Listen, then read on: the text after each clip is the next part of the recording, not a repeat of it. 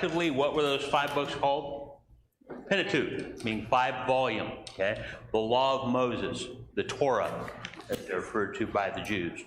Tonight, we began looking at Joshua, which may be a relief to some of us, because we actually get into narrative that actually has movement in it, if you will. And Joshua begins the second section of the Old Testament, and what's that referred to? The second section of the Old Testament. You've got the law, then you've got the 12 books of history, okay?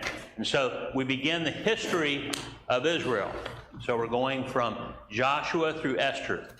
And we're going to see how they did or did not live up to their commitment to keep the law of Moses. And then from that, then grew all the prophetic writings as well. So here we are in Joshua, and they have come up to the borders of the Promised Land for the second time. They've come up for the second time, and Moses has been preparing the new generation to enter in to the land. He has been reminding them of the law. Deuteronomy means the second law, or the second giving of the law. And now he has passed away, and who has been inaugurated to take his place? Joshua, okay? Joshua has been Moses' faithful assistant for the wilderness wanderings, and now he is the one chosen by God to lead his people. So we have Joshua. We've got 24 chapters. It is divided easily into 4 sections. We'll look at those as we go along. But when we look at Joshua, go ahead and do a slide there, Raymond. When we look at Joshua, I want you to see, and I don't know if you can really read all this, this is what the land of Canaan looked like before Israel entered into it. Remember, God consistently talks about 7 nations mightier than you I'm going to drive out. So you've got the Hittites, you've got the Amorites, the Jebusites, the Hivites, the Canaanites, the Perizzites, and I got Canaanites up there twice, or Carmelites up there twice. So you've got 1, 2, 3, 4, 5, 6, 7. And it is that white area that God is going to be giving them, all right? Later on, Philistia is going to become part of Israel. Philistia, where the Philistines are, right? Who's a notable Philistine? Goliath, right? So you will read about Saul and David fighting against the Philistines. And over here, let's see, I got a laser pointer here, okay? Here's Edom. God had told Israel, leave Edom alone. How come? Brother. Because related, right? Esau is a brother of Jacob. Here's Amalek.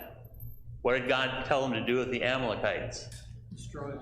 Completely destroy them. Because when they came up out of Egypt, Amalek followed on their heels and would just attack all the stragglers and really cause them a lot of grief. They have come up through Moab, and Moab, that's where King Balak hired Balaam to destroy them. You've got Moab and Ammon here. And where do those 2 nations come from? Those are the children of Lot, okay? Ammon and Moab. And so God tells them that they're not to mess with them. Sihon and Og are kings that are destroyed before they enter into the Promised Land, and they have come up here right about there, okay? Just north of the Dead Sea, and that's where they're stationed before they enter into the Promised Land, and that's where they are now. So they're going to go in, and here's Shittim at Acacia Grove, and they're going to come in, they're going to cross the Jordan, and they're going to take Jericho. Gilgal is where they're going to be circumcised the second time. Ai, they're going to be defeated at. Why were they defeated at Ai? Anybody remember? Because Achan had taken the accursed thing. And of course, we'll read about that in detail. And then here's Bethel, Bethel becomes a place of idolatrous worship later on down. Then you've got Shechem up here. And a little bit later on, in chapter 18, we're going to see that right here just south of Shechem is Shiloh. And that's where the tabernacle is first going to be erected and set up. And so they're going to go in, and Joshua's going to lead them, and there's going to be a southern campaign, and then there's going to be a northern campaign. And those will be listed in chapters 11 and 12, I believe. So they're going to go in and they're going to conquer the land. And then we'll get to the division of the land. And again, this map is probably difficult for you to see, but we have the division of the land, and you've got Reuben, Gad, and Manasseh, and they're all on the east side of the Jordan. How come? That's what they asked for. Yeah, they asked for it. And they asked for it because they saw this is great land for cattle and herds. And so they had a lot of those. And so they were given that portion of land, but they were given that portion of land under a condition. What was the condition? Fight with their brothers. Yeah, they had to go in and fight for their brethren. And they couldn't return until the vow had been fulfilled. All right. So Joshua is going to divide this land on the west of Jordan. And notice Simeon is basically surrounded by Judah. Simeon receives his inheritance within Judah. You got Dan is split in two. Dan gets a little on the coast, and he gets a little up here to the north, just under Tyre. You got Asher, Naphtali, Zebulun, Issachar. Here's West Manasseh, which is a huge tract of land. Then you get Ephraim here. And Ephraim is going to be often equated with the northern tribes of Israel. Ephraim and Israel are going to actually be interchangeable in the prophets. And in Ephraim, the capital city is going to be Samaria. And that's where you have all the wicked Israelite kings like Ahab coming along the line. Ephraim is very, very proud.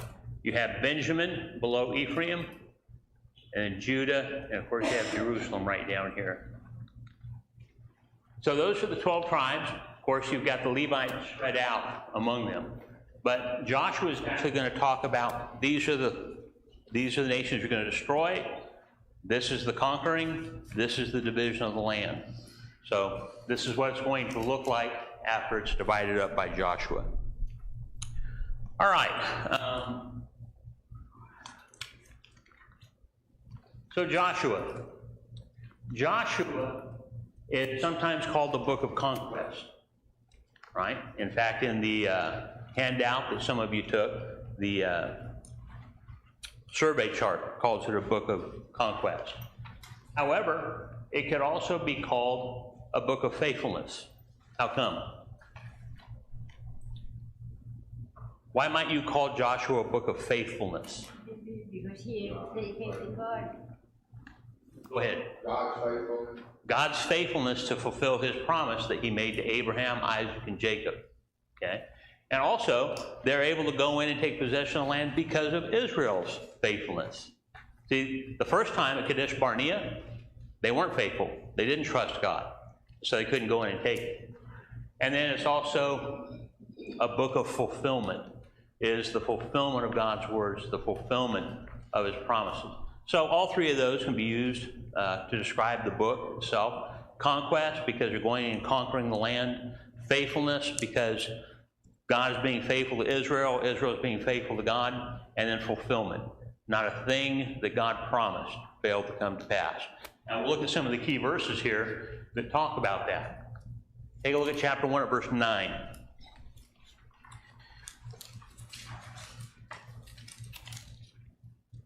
In chapter 1, God is, in the first 9 verses, encouraging Joshua. He is encouraging him, building him up, and emboldening him to be able to lead the people over the Jordan. And in verse 9 it says, "Have I not commanded you? Be strong and of good courage. Do not be afraid, nor be dismayed, for the Lord your God is with you wherever you go." Okay? And this, of course, is the promise that he makes to Joshua, and he fulfills it throughout the unfolding of the book. I really like the phrase at the beginning of the verse, have I not commanded you? It's not like, look, I'm commanding you. It's like, have I not commanded you? Nobody else told you to do this. The Lord your God has told you to do this. And so he says, these are the promises that I'm making to you in that regard. Another key verse in the book is chapter 11 at verse 23.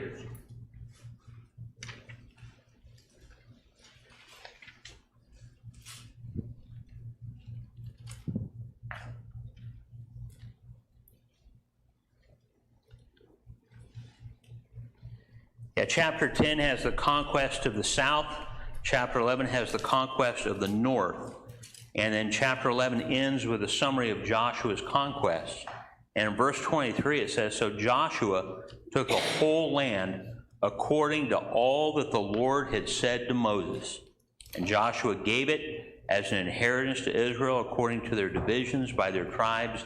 Then the land rested from war. Okay? But I think the most significant key verse is found in 21, verses 43 through 45.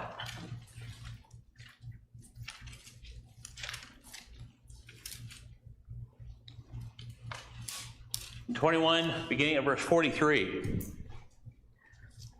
So the Lord gave to Israel all the land of which he had sworn to give to their fathers, and they took possession of it and dwelt in it. The Lord gave them rest all around according to all that he had sworn to their fathers, and not a man of all their enemies stood against them. The Lord delivered all their enemies into their hand. Not a word failed of any good thing which the Lord had spoken to the house of Israel. All came to pass. So God had promised Abraham, after Lot had chosen the well-watered plain to the east for his herds, remember the herdsmen became too many, the herds became too large, and Abraham just gave Lot his choice. And Lot lifted up his eyes and he looked eastward, unfortunately towards Sodom, that's where he ended up. But he took all that. And then God tells Abraham, look to the north, look to the south, look to the west. Everything that your eye sees, I will give to you and your children after you as an inheritance.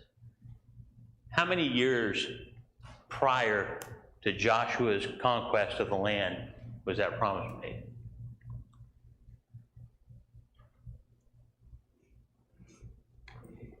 What? 38 years?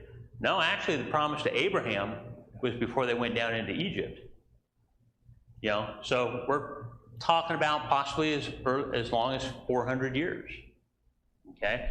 There is a huge amount of debate as to how long Israel was actually in Egypt as slaves. And people don't know when to date it from. You get the dates in the Old Testament, and they're really skewed a lot. Some people say one thing, some people say another. But we're talking about a significant amount of time from the promise being made to the promise actually being fulfilled. Did Abraham live to see the fulfillment of that? Did Isaac? Did Jacob? Did any of Jacob's children live to see that? In fact, not a single person except for Joshua and Caleb that came out of Egypt actually lived to see those promises fulfilled. Okay? And so, when we look at God's promises and we look at his faithfulness, it doesn't necessarily take place the next day. It doesn't necessarily take place the next month, the next year. It may not even take place in our lifetime. What's the great promise he's given us today? Salvation. Well, salvation, but... Right? Okay. Faithful until the day of death, and I'll give you a crown of life. So, may not happen in our lifetime, but what did the angels tell the 12 as they saw Jesus ascend to heaven? He'll come in like manners who've seen him go. He will come back. There will be a judgment. Paul was confident that he says, I know a crown of righteousness has been laid up for me. That's what he tells Timothy, right? He says, I know that this is the case. Did Paul ever struggle with guilt? I think he did. He talked about, I'm the chief of sinners. I killed Christians. I persecuted Christians. It's mentioned several times in his letters. But in spite of that, in spite of his feelings about himself, towards himself, he is confident that he has a crown of righteousness laid up for him in heaven. Because that's what God has promised when people obey the gospel, when people are faithful until death. And so that's the great promise we all have. And I think when you look at the book of Joshua, Joshua is the Hebrew name for what? Savior. Yeah. God saves. Jesus, Joshua. You know, Jesus and Joshua are very similar. And the idea is Joshua led them into the promised land. Christ is going to come and he's going to lead us into our promised land. And we're going to have a discussion about this whole promised land business in a bit. But the idea is when you look at Joshua, you are seeing the fulfillment of all of God's promises up to this point. Okay? When we look at the rest of the history of Israel, what other great promise is God looking forward to fulfilling? Jesus coming through. Well, Jesus coming through, right? Gentiles. But concerning specifically Israel themselves, and the point I'm getting at is God said, I'm going to give you this land, I'm going to give you this promised land, I'll be your God, you'll be my people. And so Joshua's going to lead them in. And he's going to give them this rest. And he's going to give them houses they didn't build, wells they didn't dig, vineyards they didn't plant. They're going to eat of the fruit of it. And they're going to have rest all around. And all that's going to happen in Joshua's day. From that point on, you have Israel struggling to be faithful to that covenant. And in that struggle, God introduces the Messiah. He introduces the Savior that's going to come. Okay? But as far as Israel goes, here's the law, here's the promise, here's the deliverance, here's the law, keep it, I'm going to lead you into the promised land. Okay? And that right there, isn't that very similar to the gospel? That right there? Okay? Here we have the law of Christ. We keep it, we're faithful, and God's going to bring us into our promised land. And that's it. Our promised land is going to be significantly different, possibly, right? What's our promised land? Heaven, right? We sing the song, "To Canaan's land I'm on my way, where the soul of man never dies." We equate Canaan in the Old Testament with us going to heaven. And that may or may not be so. And we'll think about that here in a little bit. The outline of the book, entering the land. The first 5 chapters is all about preparation to enter the land. Okay? And this is where God gives Joshua great encouragement. Joshua encourages Israel. Israel encourages Joshua back. There is the idea of, in these first 5 chapters, the spies go in to spy out the land in chapter 2. In chapter 3, God actually separates the Jordan, and Israel crosses over into the promised land. In chapter 4, Joshua erects a memorial to crossing the Jordan. And in chapter 5, Joshua now circumcises Israel a second time, and Israel keeps the Passover. And the indication is that during their wilderness wanderings, they weren't circumcising their children. This generation hasn't been circumcised. So Joshua does that. And Israel then keeps the Passover to the Lord. And the indication is they may not have been doing that in the wilderness wanderings either. Okay? So there's the first section of Joshua, entering the land. Then chapter 6 through 12 is the actual conquering of the land. That's where they fight all of the battles. Israel takes Jericho in chapter 6. In chapter 7, we have the story of Achan's transgression and death. In chapter 8, Israel does take Ai after they reestablish their faith to God. And that's done by the putting to death of Achan. In chapter 9, the Gibeonites trick Israel into an alliance. What had God told Israel to do as they conquered the land? Destroy everybody. Don't make alliances with them. Yet in chapter 9, you're going to have this group of people called the Gibeonites, and they're going to pull a fast one. They're going to come up to Joshua and Israel, and they're going to say, hey, we've come from a far country, right? And we'd like to be allied with you, and we're going to give you stuff. And of course, Israel does so, but they don't consult with God. And as a result, they enter into an alliance that they think that they have to be faithful to because they did so in God's name. Take a look at chapter 9 here real quick.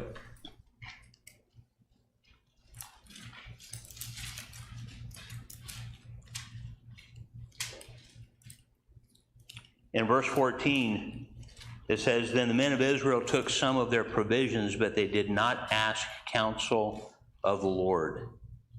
So Joshua made peace with them and made a covenant with them to let them live. And the rulers of the congregation swore to them. And it happened at the end of 3 days after they had made a covenant with them that they heard that they were their neighbors who dwelt near them. Then the children of Israel journeyed and came to their cities on the third day. Now their cities were Gibeon, Shephirah, Beeroth, and Kirjath-jearim. But the children of Israel did not attack them because the rulers of the congregation had sworn to them by the Lord God of Israel.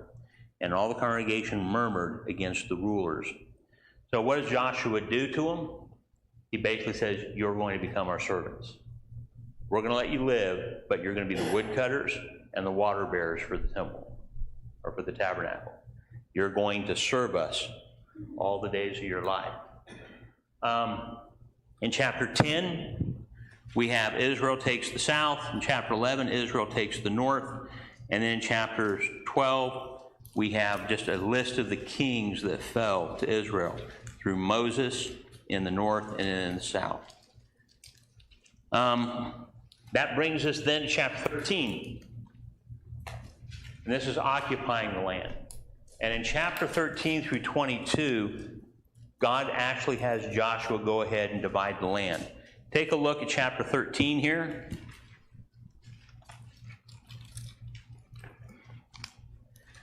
Chapter 13 of verse 1. Now Joshua was old, advanced in years, and the Lord said to him, you are old, advanced in years, and there remains very much land yet to be possessed. Then you drop down to verse 7. God says, now therefore divide this land as an inheritance to the 9 tribes and half tribe of Manasseh. So you've got Reuben and Gad and half tribe of Manasseh. They've already got their inheritance. But now Joshua, before he dies, he has to divide the land among the people. So then we read about the land given to Caleb. We read about the land given to Judah in chapter 16, the land given to Ephraim. 17, the land given to the rest of Manasseh. 18, the land given to Benjamin. 19, the land given to Simeon, Zebulun, Issachar, Asher, Naphtali, Dan, and then Joshua. In chapter 20, 6 cities of refuge are appointed. And 21, 48 cities are given to the Levites. And then finally in chapter 22, Reuben, Gad, and half of Manasseh return to their land. Okay? And when they do so, does anybody remember what Reuben, Gad, and half the tribe of Manasseh are afraid of when they return to their land? They won't be accepted as part of Israel anymore because their land lies east of the Jordan. It wasn't originally part of the promised land. And they're afraid of that. So what they do is they erect a monument. And I believe it's actually an altar. And the rest of Israel has a conniption fit because they're setting up an altar to God that's not in the place where he put his name. And so they prepare to go to war against Gad, Reuben, and half the tribe of Manasseh. And then when Gad and Reuben and half the tribe of Manasseh explain the purpose of the altar, this is a sign that we are one, right? We don't want to be excluded. That satisfies them. So that's an interesting chapter to read when we get to it. And then the fifth section is Joshua's warning in chapters 23 and 24. Take a look at 23, verses 1 through 5.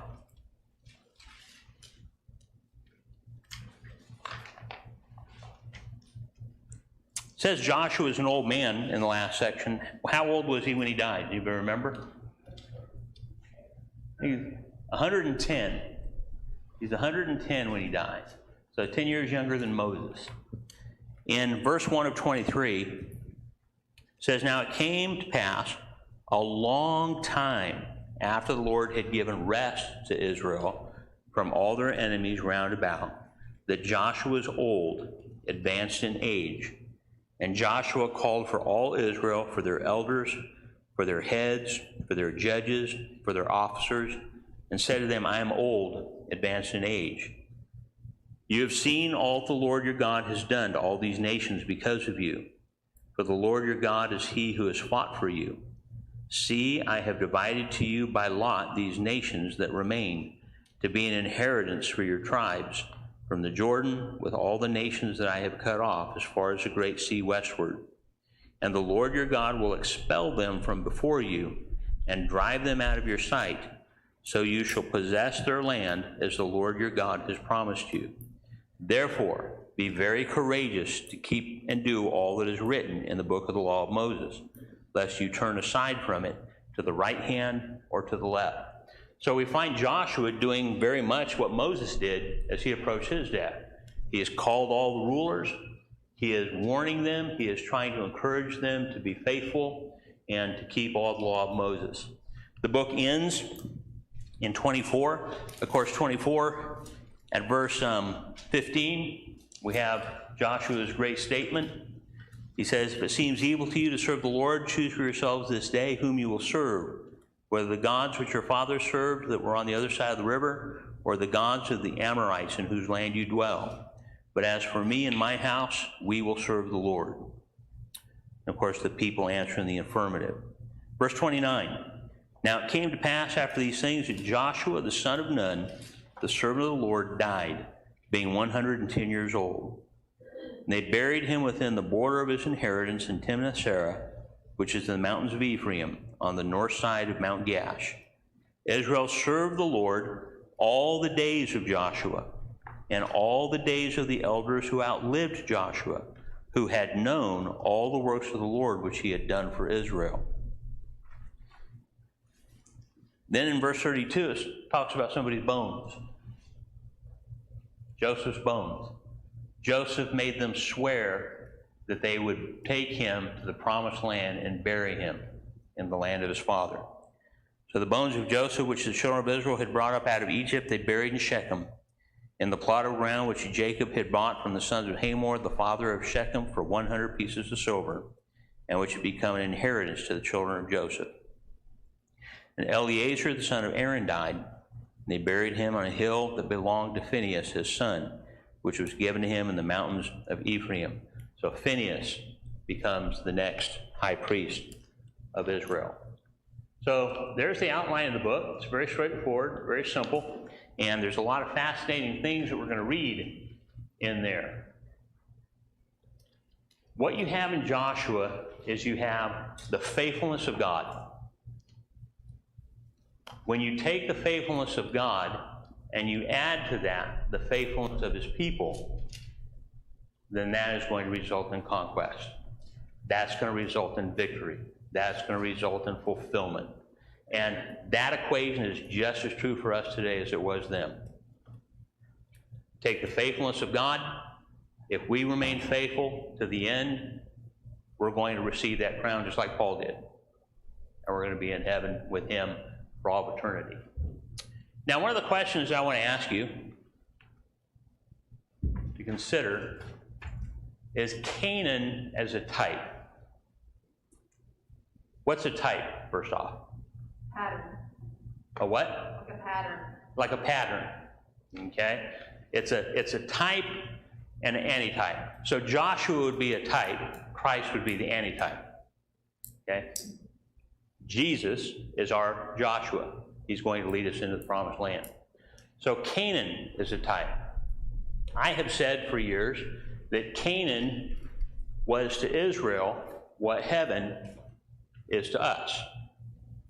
You know, you actually heard me say here that the idea is, you know, we could equate this to wandering around in the wilderness and being tested by God, and then eventually being able to go into Canaan.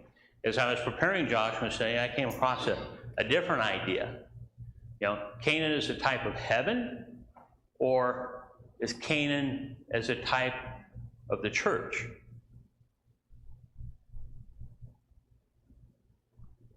And I want you to think about that for a minute. And I don't know that it's all that critical, but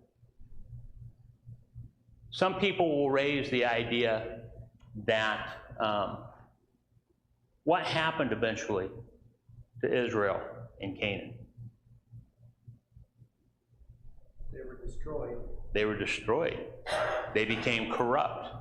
They were carried away into captivity. Their enemies came in and killed them and destroyed their crops, took their land, and caused them all kinds of grief. Is that going to happen to us in heaven? My view, it would seem like if we're going to talk about type, that Canaan would be a fulfillment of God's promises, just like heaven is ultimately going to be a fulfillment of God's promises, just like the church was a fulfillment of God's promises. So, in that sense, yes. Canaan is a type of heaven, Canaan is a type of the church. Yes. In light of that God made a promise and he followed through on that promise. Mm-hmm. Yeah. And he's already followed through on the church. Mm-hmm. We're here. Right. And heaven is still yet to be realized by us. Yeah. Yeah, definitely.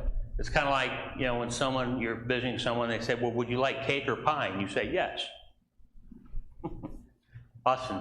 I would just say that type does not mean exact mirror of. Right. So on earth, Canaan was an earthly thing. And so Right. there is definitely not any perfection to it. Exactly. Besides the fact that it is a fulfillment of God's promise. Right. I think the church is, or I think the type for the church is the congregation of Israel. And the bad stuff that entered into the congregation from the outside sources of the land that they failed to purge, Balaam's influence and all that, that's the kind of struggles that we have today in the church, is people coming in and trying to disrupt God's congregation that he has promised this end goal to. Right. Very good observation. One of the things Austin says is really important for us to understand is a type, antitype, is not an absolute mirror image. Okay? It's just like with a parable. With a parable, people want to take every single little detail in that parable and make it mean something. And a parable basically has one point. You know, you can fiddle around with them a little bit and you get some ideas, but it basically just has one point. And so the idea, you know, what Stuart's saying, what Austin is saying is, look, God gave them a promised land, and this was a beautiful thing, this promised land. You know, he says, I believe it was in Deuteronomy, he says, it's not going to be like in Egypt where you planted the seed and you had to water it by hand, because it's going to rain abundantly on my land.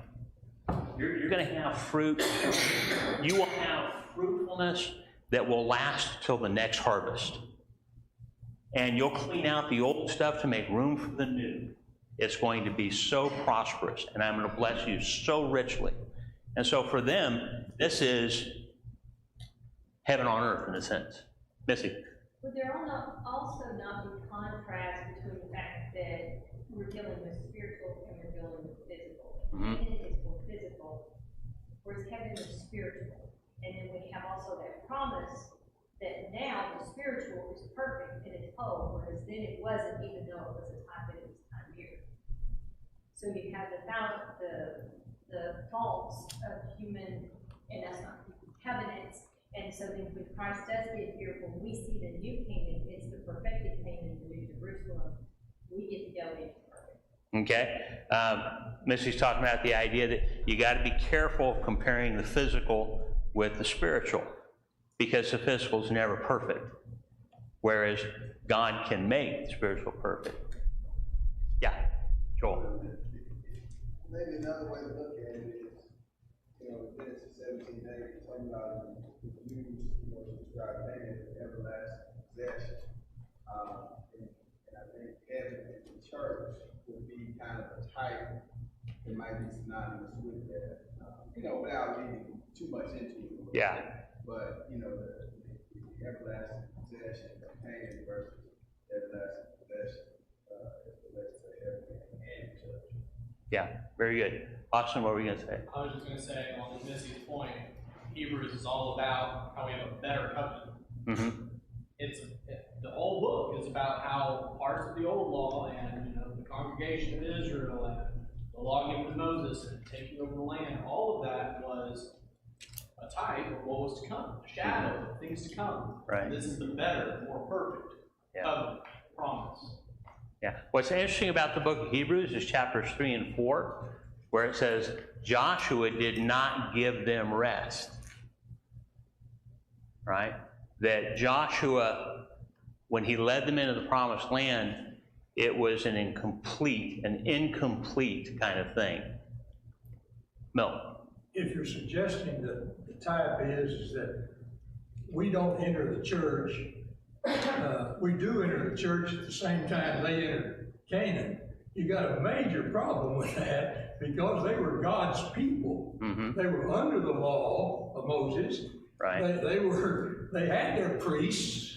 Yeah. And all that language in Hebrews is describing their wilderness experience with God. Chapter 10 of 1 Corinthians specifically compares the Christian experience to the experience that the Israelites were having in the wilderness. Mm-hmm. Good point. So it's hard to see why you want to say we're not in the church in this comparison until we go into Canaan, when the people of God in the wilderness were looking forward to the promised land. Okay, let's just be careful about something here. I'm not saying one thing or the other. I'm just saying this is what I've come across. And I think it's kind of interesting to think about. Jesus says, "Come unto me, all you who labor, and I will give you rest." Is he talking about entering into a relationship with him? Is he talking about entering into heaven? Where do we find rest? I mean, I look at the church, and what do we have in the church compared to outside the church? And one author I was reading was comparing outside the church to being in the wilderness. But outside the church certainly aren't the people of God, as Milt points out, right?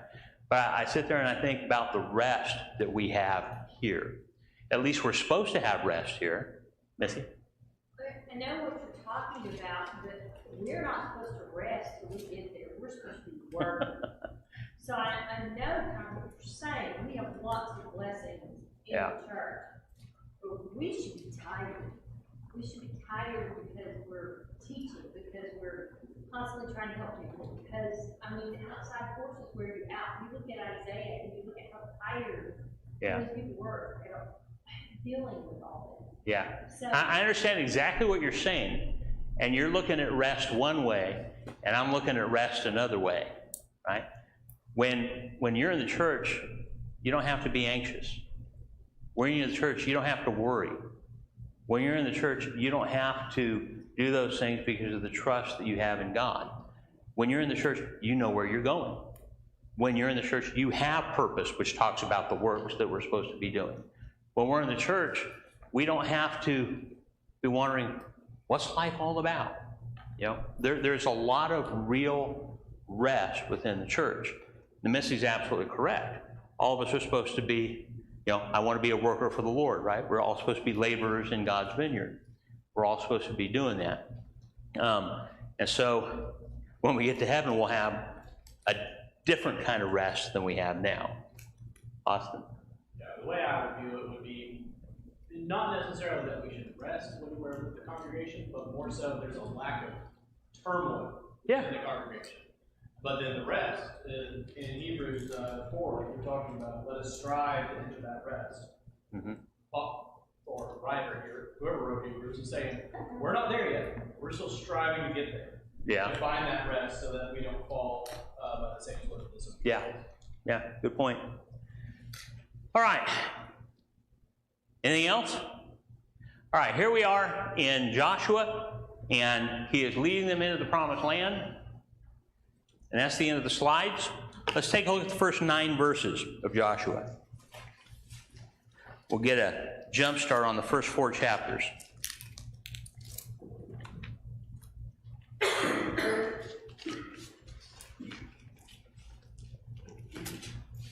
In the first 9 verses, it says, after the death of Moses, the servant of the Lord, it came to pass that the Lord spoke to Joshua, the son of Nun, Moses' assistant, saying, Moses, my servant, is dead. Now therefore, arise, go over this Jordan, you and all this people, to the land which I am giving to them, the children of Israel. Every place that the sole of your foot will tread upon, I have given you, as I said to Moses. From the wilderness of this Lebanon, as far as the great river, the river Euphrates, all the land of the Hittites, and to the great sea toward the going down of the sun shall be your territory. No man shall be able to stand before you all the days of your life. As I was with Moses, so I will be with you. I will not leave you nor forsake you.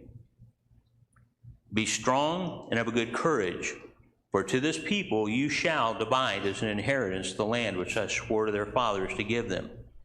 Only be strong and very courageous, that you may observe to do according to all the law which Moses my servant commanded you. Do not turn from it to the right hand or to the left, that you may prosper wherever you go. This book of the law shall not depart from your mouth, but you shall meditate in it day and night, that you may observe to do according to all that is written in it. For then you will make your way prosperous, and then you will have good success. Have I not commanded you? Be strong and of a good courage. Do not be afraid nor be dismayed, for the Lord your God is with you wherever you go. Certainly this has spiritual applications to us. We sing the song, Stuart leads it a lot, Strong and Courageous, is that what it's called? Okay. We sing that song, and that's part of the chorus, be strong and courageous. And what stands out to me are a couple of things here. One, in verse 5, no man shall be able to stand before you all the days of your life. What a promise. I mean, he is about to lead Israel not on a tour of the promised land. What's he about to lead Israel into? Battle, war, shields, swords, spears, axes. I can't think of any more terrifying type of warfare than swords and spears. It just blows my mind. Today, law enforcement will tell you one of the trickiest adversaries they're going to face is a guy with a knife, because it's terrifying. A guy with a knife can close 10 feet in a fraction of a second, and he can cut you real quick. Right? And it is a huge court battle when a police officer shoots someone with a knife, because people don't understand that. So here you are, and you've got your shield, and you've got your helmet, and you've got your sword, and you got to go in and you got to fight how many hundreds, how many thousands of guys with swords and spears trying to cut you and trying to stab you. That's generally not a quick death. But he says, no man will be able to stand against you. Could you imagine how encouraging that would be? No man is going to be able to stand before you. Be strong and very courageous. The second thing that impresses me about this In verse 7, only be strong and very courageous, that you may observe to do according to all the law which Moses my servant commanded you. Do not turn from it to the right hand or to the left, that you may prosper wherever you go. It takes strength and it takes courage to follow the law of God. He says, don't be a wimp about it. Be strong and be very courageous. Neither to the left, neither to the right, that you may prosper wherever you go. And does that apply to us? I mean, could you preach a sermon from that to Christians today? Is there a principle there, or is this just something specific to Joshua? I don't think it's specific to Joshua. I think for us to be faithful to God's law, you have to be strong, and I think there's times you've got to be courageous.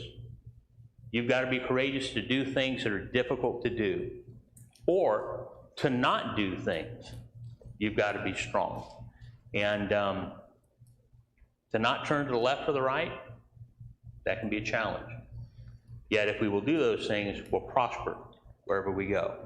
And maybe not here, but certainly in the hereafter. One of the verses on the laptop reading was the word success, prosper, opposite over the and wisdom. Oh, and you'll have wisdom wherever you go? That's interesting translation. All right.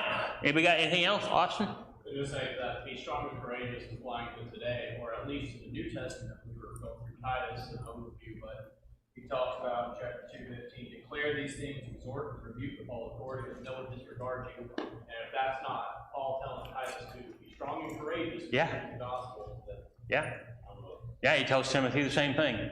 That, you know what? Sometimes it's hard to stand for the gospel.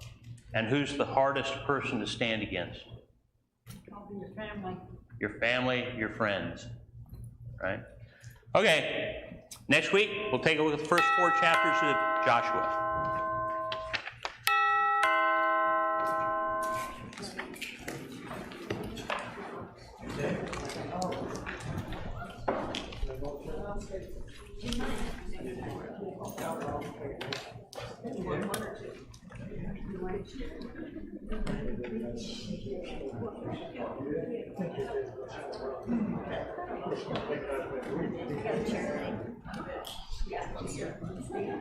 No, but hey.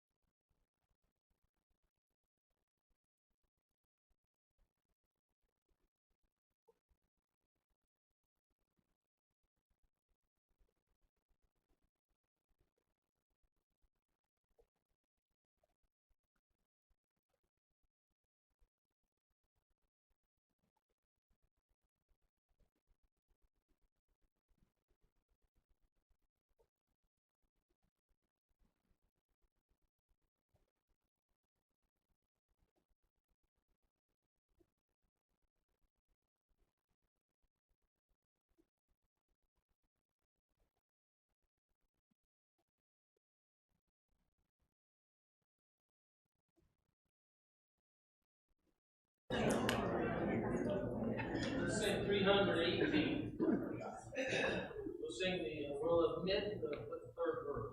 1, 2, and 3. Go. Be thou my vision, O Lord of my heart, not me all else to me, save that thou art. Thou my best thought, by day or by night, waking or sleeping, thy presence my life. Be thou my wisdom, and thou my true word. I ever ready, and thou with me, Lord. Thou my great Father, my righteous Son. Thou in me dwelling, and I with thee one. My King of heaven, my victory won. May I reach heaven's joys, so bright and sun. Heart of my heart, whatever befall, still be my vision, O ruler of all.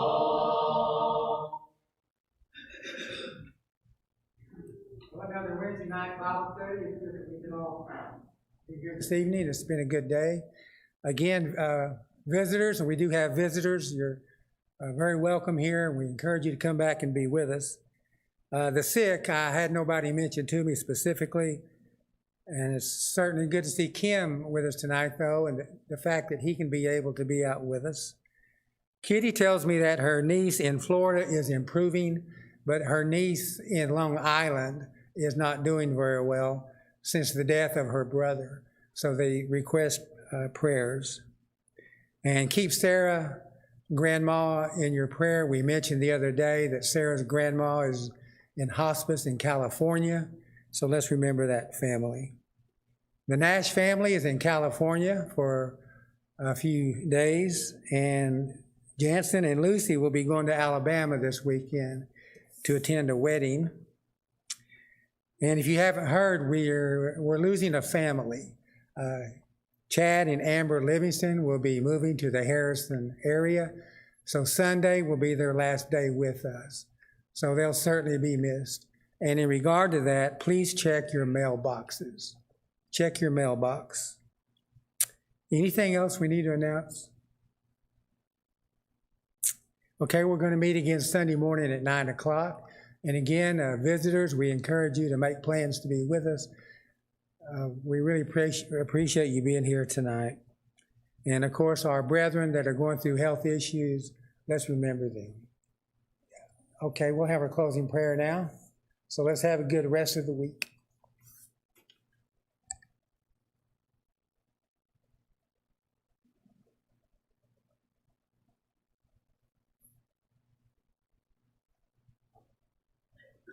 Let's pray together. Dear Heavenly Father, we thank you for this day. We thank you for the opportunity to come together and study your word. As we go out into the world, please help us to remember what we've learned tonight during our study, and help it to apply those learnings to our daily lives so that we might be better servants to you. Please be with those in the congregation that may be dealing with ongoing health issues or those that are traveling. It is in your Son's name we pray.